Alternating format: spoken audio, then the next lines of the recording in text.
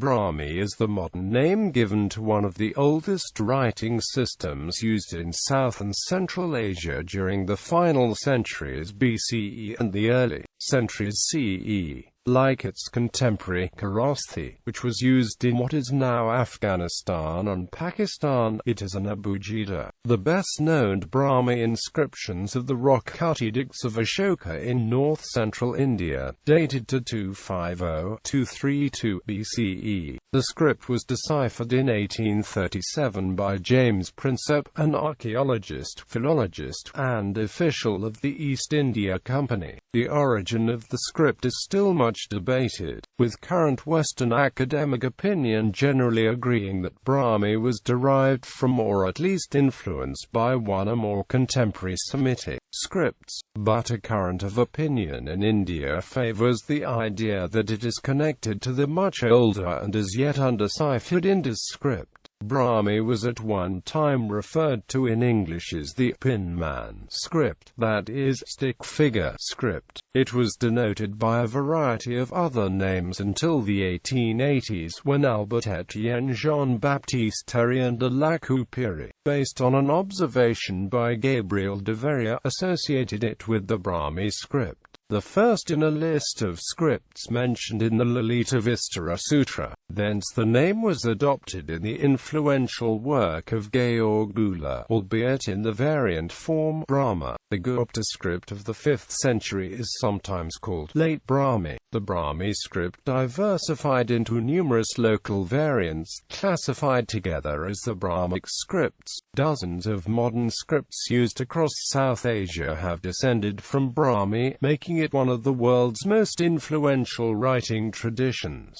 One survey found 198 scripts that ultimately derived from it. The script was associated with its own Brahmi numerals, which ultimately provided the graphic forms for the Hindu-Arabic numeral system now used through most of the world. Origins. While the contemporary Kharoṣṭhī script is widely accepted to be a derivation of the Aramaic alphabet, the genesis of the Brahmi script is less straightforward. Salomon gave a thorough review of existing theories in 1998, and only a limited overview of the more pertinent aspects of this very extensive topic can be presented here. Falk's 1993 overview of them, for instance, covers 59 pages. An origin in Semitic scripts has been proposed by some scholars since the publications by Albrecht Weber and Georg Euler's on the origin of the Indian Brahmi alphabet. Euler's ideas have been particularly influential, though even by the 1895 date of his opus on the subject, he could identify no less than 5 competing theories of the origin, one positing an indigenous origin and the others deriving it from various Semitic models. The most disputed point about the origin of the Brahmi script has long been whether it was a purely indigenous development or was inspired or derived from scripts that originated outside India. Salomon noted that the indigenous view is strongly preferred by South Asian scholars, whereas the idea of borrowing or influence from a Semitic script is preferred most often by Western scholars.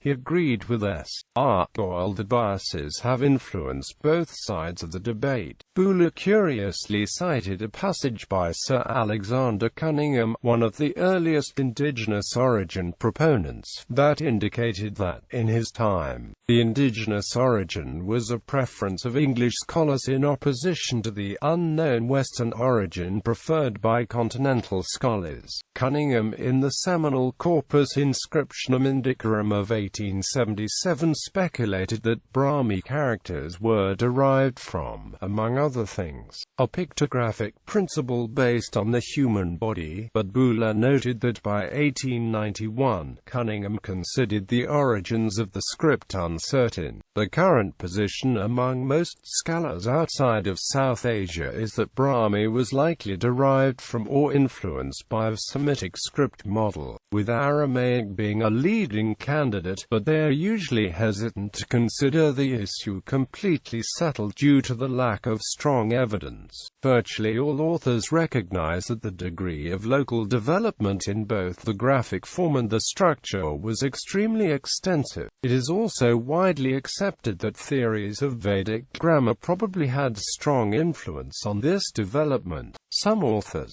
particularly from South Asia, reject the idea of foreign influence entirely, and many of these attempt to connect it to the Indus script. In the West, it is difficult to find authors who categorically reject this possibility, but it is generally regarded as highly speculative. The particular arguments for these viewpoints are discussed in subsections below. Like Kharoṣṭhī, the earliest known forms of Brahmi were used to write early dialects of Prakrit, the lingua franca at the time. Surviving records of the script are mostly restricted to inscriptions on buildings and graves as well as liturgical texts. Sanskrit was not written until many centuries later, and as a result, the original form of Brahmi is not a perfect match for Sanskrit. Several Sanskrit sounds could not be written in Brahmi, though later forms were adapted to it. There appears to be general agreement at least that Brahmi and Kharoṣṭhī are historically related, though much disagreement persists about the nature of this relationship. Bruce Trigger considered them, as a pair, to be one of 4 instances of the invention of an alpha syllabary, the other 3 being Old Persian cuneiform, the Meroitic script, and the Ge'ez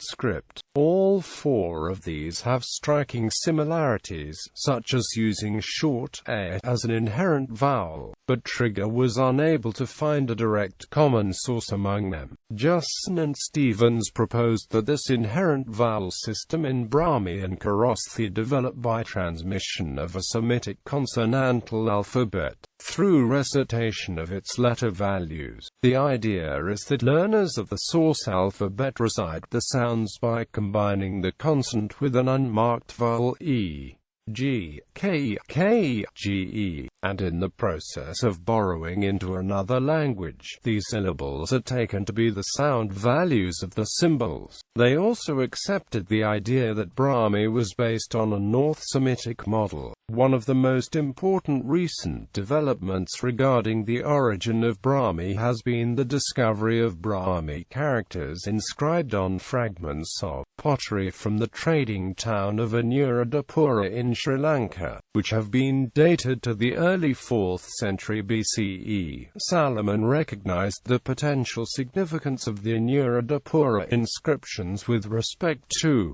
dating the origin of Brahmi, but was cautious in accepting the early dates.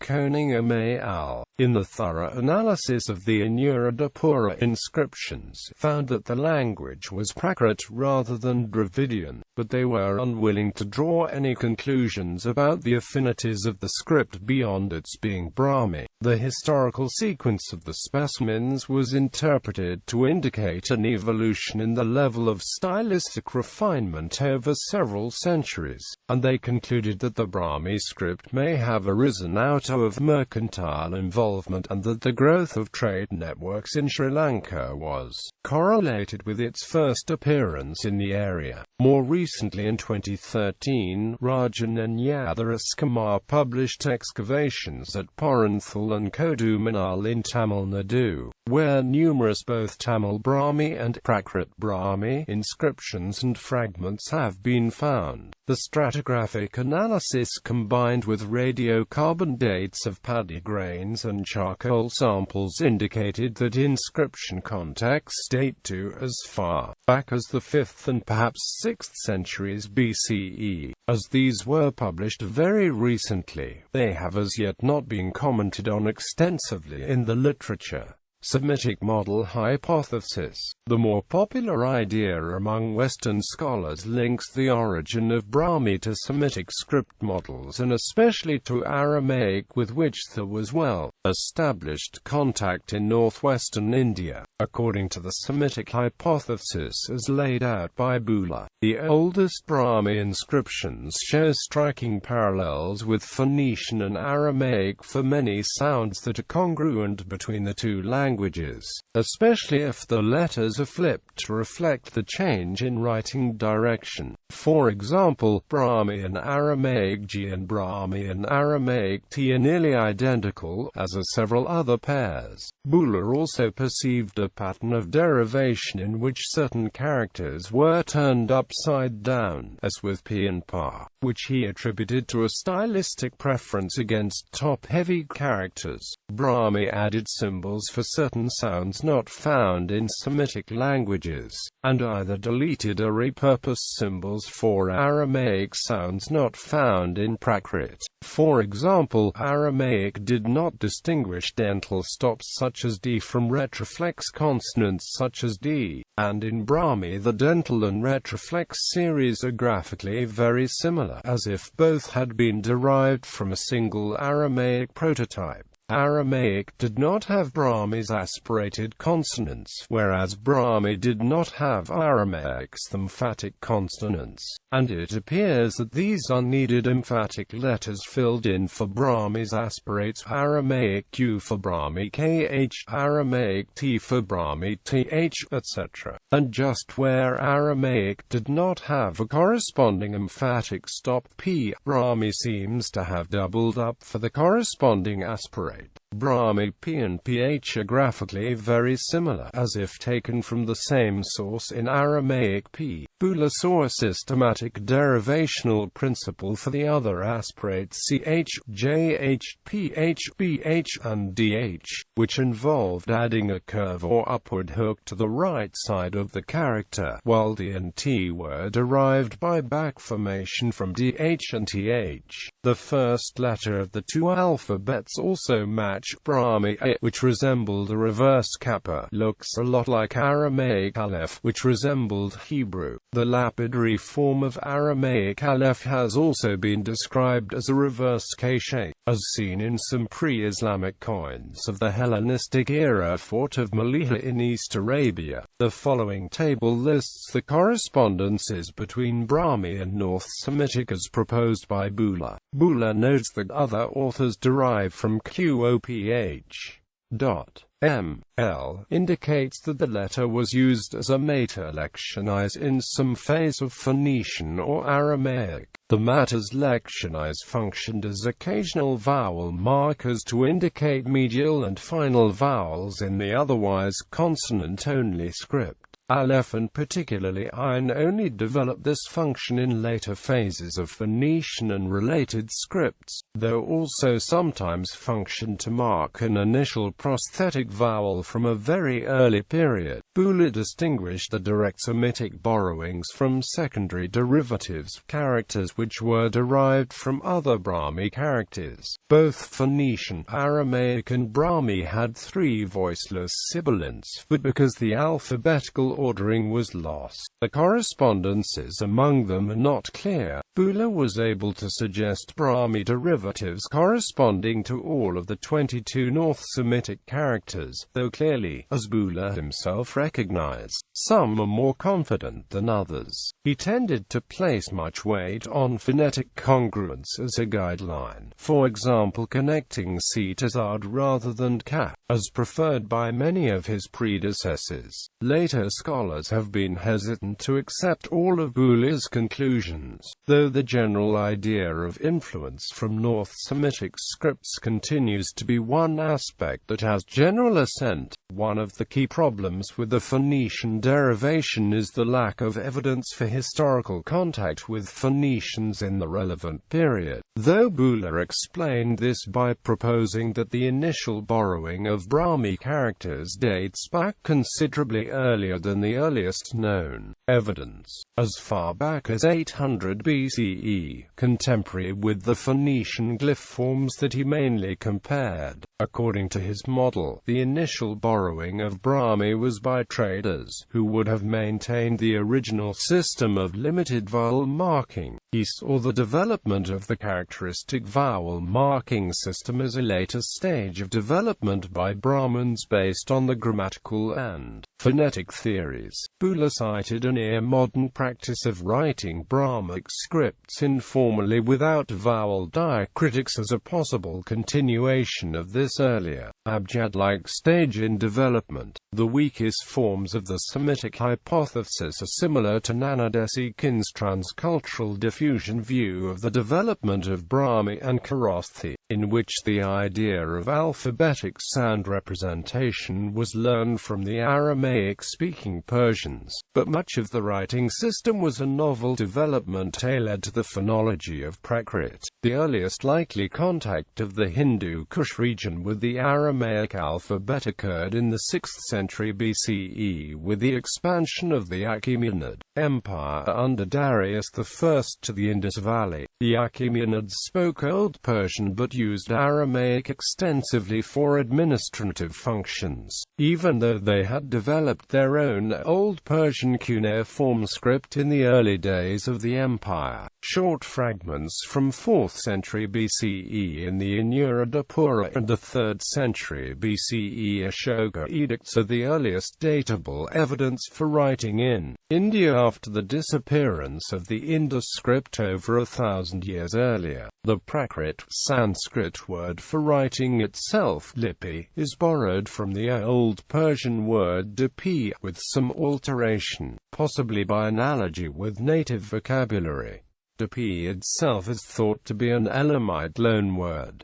Indigenous origin hypothesis. Among scholars who have taken the origin to have been purely indigenous R.F. Raymond Allchin, who speculated in a personal communication that Brahmi perhaps had the Harappan script as its predecessor. However, Allchin and Erdős later in 1995 expressed the opinion that there was as yet insufficient evidence to resolve the question, though they were confident that the development of Brahmi was earlier than and quite independent of the Aramaic derivation of Kharoṣṭhī. G.R. Hunter in his book The Script of Harappa and Mohenjo-Daro and its connection with other scripts proposed a derivation of the Brahmi alphabets from the Indus script, the match being considerably higher than that of Aramaic in his estimation. This idea of a connection to the Indus script has a great popularity among Indian scholars, and several South Asian authors have supported it. Similarities to the Indus script have been claimed by computer scientist Subhash Ghak, who does not acknowledge the proposed Semitic origins of the script based on an interaction between the Indic and the Semitic worlds prior to the rise of the Semitic scripts. One self-published version of this hypothesis holds that the Harappan script continued in use up to around 400 BCE and that the Brahmi script developed gradually later on by derivation from it. However, the chronology thus presented the notion of an unbroken tradition of literacy as opposed by a majority of academics who support an indigenous origin. Evidence for a continuity between Indus and Brahmi has also been seen in graphic similarities between Brahmi and the late Harappan script, where the 10 most common ligatures correspond with the form of one of the 10 most common glyphs in Brahmi. There is also corresponding evidence of continuity in the use of numerals.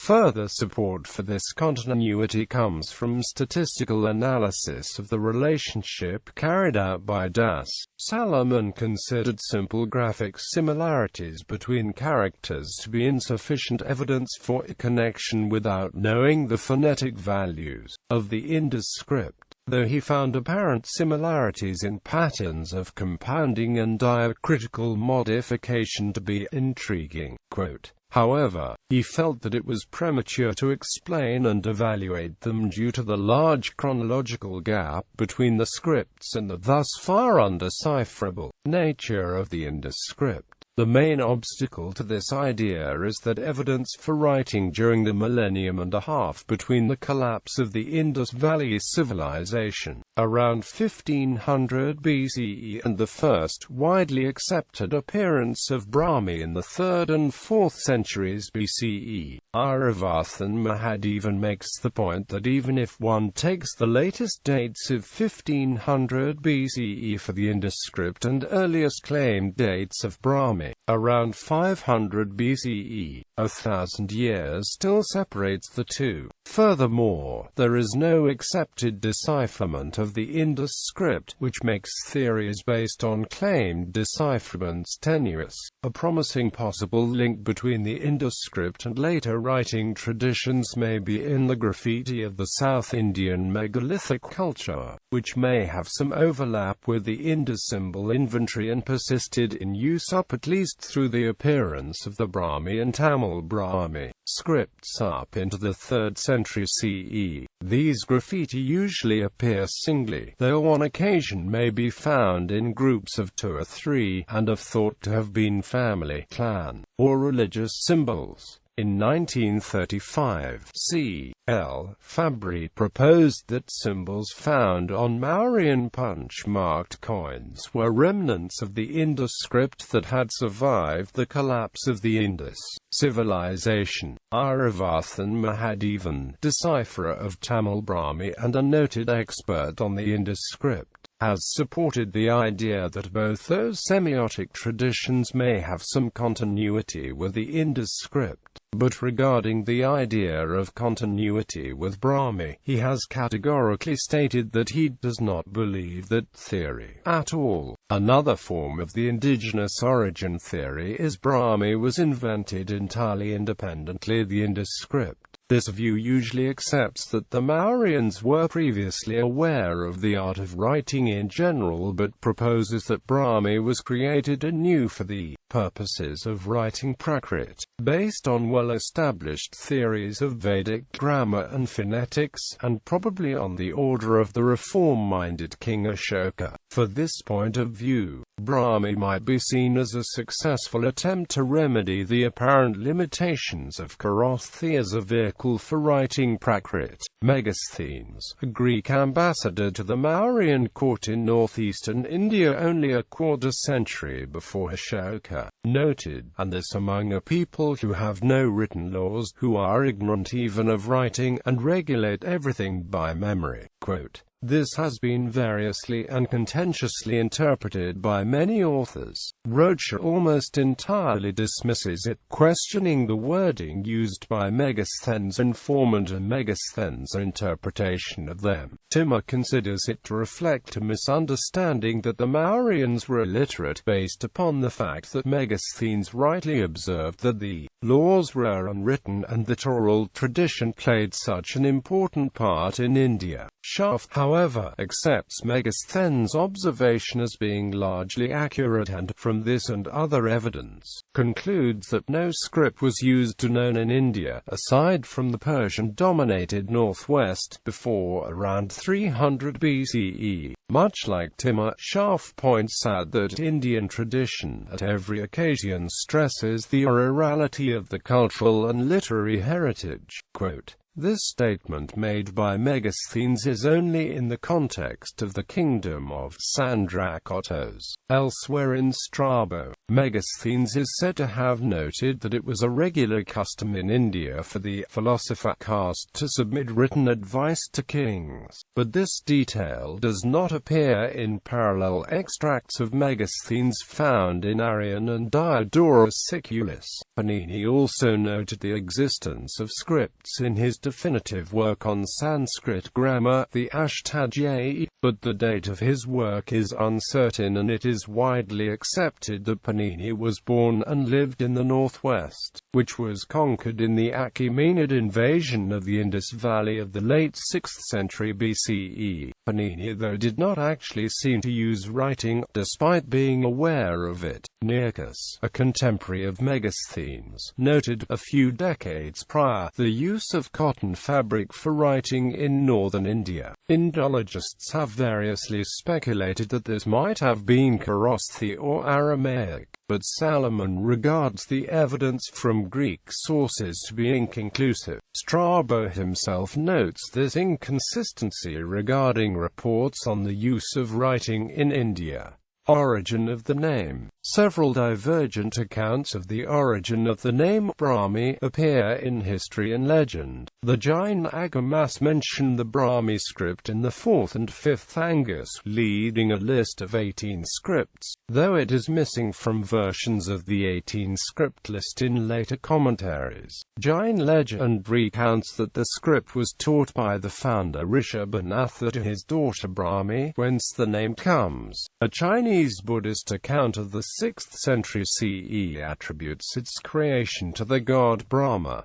Ashoka Inscriptions. Brahmi is clearly attested from the 3rd century BCE during the reign of Ashoka, who used the script for imperial edicts. It has commonly been supposed that the script was developed at around this time, both from the paucity of earlier dated examples, the alleged unreliability of those earlier dates, and from the geometric regularity of the script, which some have taken to be evidence that it had been recently invented. Early regional variants. Ashokan inscriptions are found all over India and a few regional variants have been observed. The Bhatipulu alphabet, with earliest inscriptions dating from a few decades of Ashoka's reign, is believed to have evolved from a southern variant of the Brahmi alphabet. The language used in these inscriptions, nearly all of which have been found upon Buddhist relics, is exclusively Prakrit, though Telugu proper names have been identified in some inscriptions. 23 letters have been identified. The letters Ga and Sa are similar to Mauryan Brahmi, while Bha and R resemble those of modern Telugu script. Tamil Brahmi is a variant of the Brahmi alphabet that was in use in Tamil Nadu, Kerala and parts of Sri Lanka during the Sangam period. The language used in most of these inscriptions have been identified as a form of Tamil with a heavy admixture of Prakrit words, though there are a few which are exclusively in Prakrit as well. Sri Lankan inscriptions. In English, the most widely available set of reproductions of Brahmi script texts found in Sri Lanka is Epigraphia Zelanica in Volume 1. Many of the inscriptions are dated from the 3rd to 2nd century BC. Unlike the edicts of Ashoka, however, the majority of the inscriptions from this early period in Sri Lanka are found above caves, are only a few words in length and rarely say anything more than the name of the donor, sometimes the donor's profession and village of origin, are added, and sometimes the reader may be unable to guess if they are looking at the name of a person, profession or village, but can see that it is a name in any case. The language of Sri Lanka Brahmi inscriptions has mostly been Prakrit, though some Tamil Brahmi inscriptions have also been found. The earliest widely accepted examples of writing in Brahmi are found in Anuradhapura, Sri Lanka in the Elu Prakrit, ancestor of the Sinhalese language.